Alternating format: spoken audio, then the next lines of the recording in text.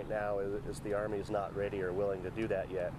I mean, we're hoping they change their mind, obviously. I mean, I think it's almost unheard of for someone to receive the Purple Heart and not have their injuries classified as combat related.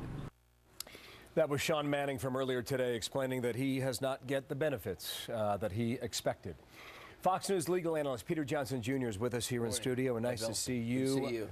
Could the Pentagon have sorted this out? Could the Department of Defense, could the Commander-in-Chief have done something about this until today? Yes, the Commander-in-Chief before and today could issue a presidential order, a presidential directive, a presidential proclamation saying that the intent of Congress was clear and that the dozens of people affected by the Fort Hood massacre are entitled to the benefits that they are accorded under military law and the Defense Authorization Act. So in my view, I've looked at the legislation. I've looked at the memorandum that was sent to Sean Manning, which in my mind is an outrage and an absolute injustice. And the president could remedy it today. The folks who were murdered, the folks who are injured and maimed forever, their survivors, should not be penalized by a political decision that refuses to recognize the potency of Islamic terrorism, or that we had a terror attack at a military base that probably could have been prevented based on the conduct of the FBI and the executive branch. Two other issues here now. You mentioned the law. This is what it says in part. Nowhere in the act does it offer combat benefits for service members permanently disabled in attacks inspired or motivated by foreign terrorist organizations. That is how it relates to Sean Manning. It continues. The board has no authority to award designation to soldiers disabled during the Fort Hood attack. He's going to continue to fight that. He is. There's going to be a hearing, and it'll probably go to court, but it shouldn't have to. As Sean Manning goes, all of the other folks who are similarly situated will be hurt. And this is not within the spirit or the intent. We'll hear from the senators and the congressmen on the scene there today. And I'm sure you'll ask the question, what was the intent of this law? For the White House and the Pentagon to say that we will give you the Purple Heart emblazoned with George Washington's image. It goes back to George Washington, the Purple Heart.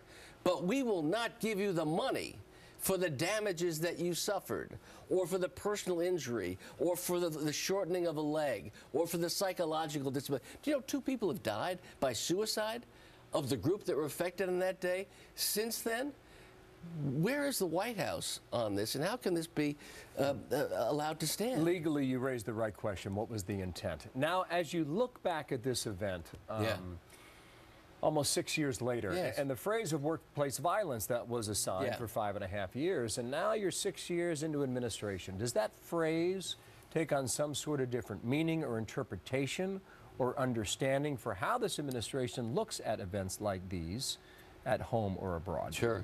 Well, we can decipher what the White House's intent was, allegedly, at some point in the past. They were worried about the Arab Spring. They were worried about not inflaming the Arab community, and they would never dare utter the words that we've uttered this morning. But now, not only have people died as a result of it, there's a tangible economic effect.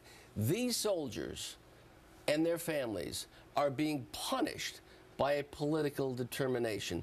I believe the intent of the legislation is clear. If you get the Purple Heart and you're entitled to the survivor benefits and the personal injury benefits, then you get those. To say to Sean Manning and everyone else, you can't have those, and you'll have another hearing. The hearing really is as to what we stand for in America. That's the hearing that's going to be held in this country. And if the president can't put pen to paper today, and he can for illegal immigration and a whole host of other issues, what are these soldiers fighting for? Major Nidal Hasan opened fire at Fort Hood on that awful morning, shouting Allahu Akbar, killing 13 people, wounding dozens of others. Until February, the Obama administration called that attack a simple case of workplace violence, not an act of terrorism, which would give the victims the medal and all the care and the benefits that would come with that. Now, this is what Sean Manning told us more than 2 years ago. This from Fox Files. You were shot 6 times. How did you get out of there? I was fortunate enough that, I was able to stand and run, or stand and get out. And as I was going out the door too, I saw my soldiers on the ground, and I knew I couldn't do anything about it, drag them out or anything like that, without getting hit again. And I mean, that's something that stuck in my mind too.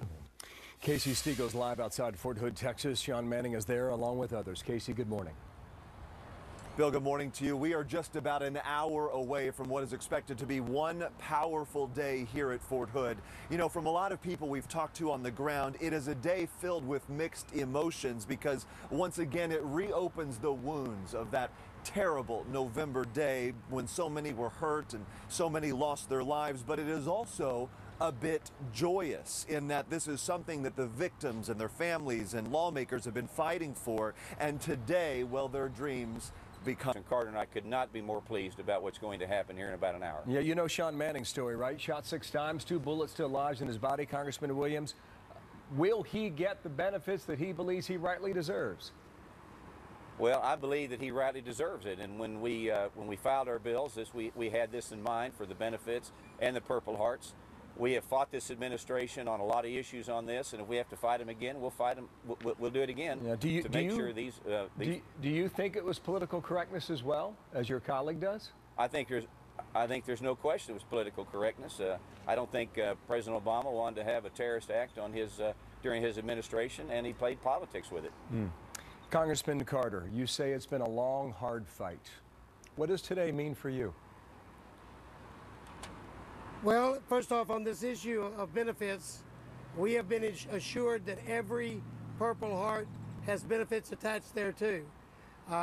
In the bill that I drafted, it said Purple Heart and benefits. In the Defense Authorization Act, they put the language Purple Heart. We asked the question. We were assured the benefits would go with the Purple Heart, as it's been with all Purple Hearts. If they are changing the rules again, then we're going back to in a fight, because this is what we were assured as we went forward.